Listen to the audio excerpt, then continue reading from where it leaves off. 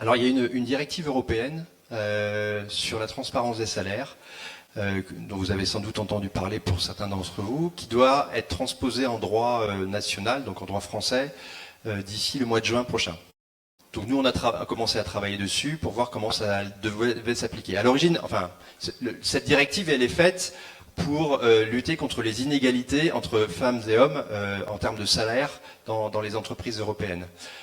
Et donc, en fait, ça va obliger les entreprises à rendre public des niveaux de salaire. Et donc, tout salarié, que ce soit au recrutement ou même pendant sa vie, sera en droit de demander à tout moment comment il se positionne par rapport aux gens qui font le même travail que lui dans l'entreprise. Et s'il y a un écart de plus ou moins 5% par rapport à cette moyenne, de demander des explications et voir des corrections. Alors, comme je vous le disais, c'est fait pour avoir moins de différences entre les femmes et les hommes. Alors, modulo ce que vient de dire Étienne sur la capacité à mesurer, en revanche, les écarts liés à l'origine ethnique, on peut considérer que ça va quand même dans le bon sens, parce que ça permettra quand même aux gens de faire valoir des différences objectives et de par la loi, en fait, par rapport à tout ça. Donc ça, c'est un bon point, et je pense que ça va inciter les entreprises à aller plus loin. Merci beaucoup. Est-ce qu'on a pu répondre à votre question? Parfait. On avait une deuxième question, il me semble. Tricia. Super. Okay, on va applaudir Étienne et... Merci beaucoup. Tanguy qui va revenir tout à l'heure et Étienne qui va rester dans la salle parce qu'il y aura certainement d'autres questions. Merci à vous. Et donc, je vais dire au revoir à Fatih. Et on va applaudir pour Fatih. Et accueillir Sarah. Sarah, qui es-tu? C'est Sarah se présenter. Bonsoir à tous, je suis Sarah Calvados, donc moi je suis senior manager chez Bearing Point dans l'équipe Afrique et Développement International. Et on travaille depuis quelques années quand même aujourd'hui, beaucoup avec l'Agence française de développement. Donc on est ravis de participer et d'être présent pour le Club Kécho. Merci beaucoup Sarah. Et avec Sarah, on va animer la deuxième table ronde qu'on a voulu un peu, en écho à la première table ronde, inviter des personnalités, des profils à très haut niveau, même si je pense qu'ils sont modestes en le disant, mais nous, quand on a trouvé que c'était des profils à très haut niveau qui, on peut qualifier à la française, issus de la diversité.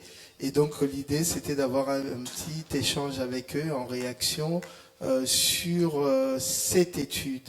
Donc je vais inviter à tour de rôle Madame Nadia Sabin. Sous vos applaudissements, bien sûr. Alors, je vais inviter également Madame Atika Ben Maïd. Sous vos applaudissements. Alors, je vais laisser ma place. Non, je te laisse. Je vais inviter, alors, elle nous vient de très loin, même si elle est en France, parce que l'idée c'était d'avoir aussi une perspective américaine de la situation et une perspective un peu différente. Donc je vais inviter Felicia Andersen. Et pour finir, je vais inviter Bienvenue avec nous. Bienvenue, s'il te plaît. Sarah, à toi.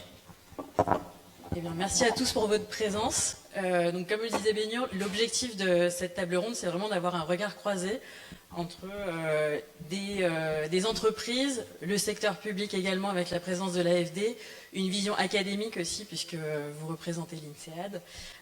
Et donc, l'enjeu, comme l'expliquait Bénur, c'était vraiment d'avoir des retours de vos parcours, de comprendre un peu quels ont été les moments clés de votre progression dans votre carrière professionnelle et de vous faire également réagir sur la première partie qu'on a eue sur la table ronde numéro 1, sur les retours de l'AFD.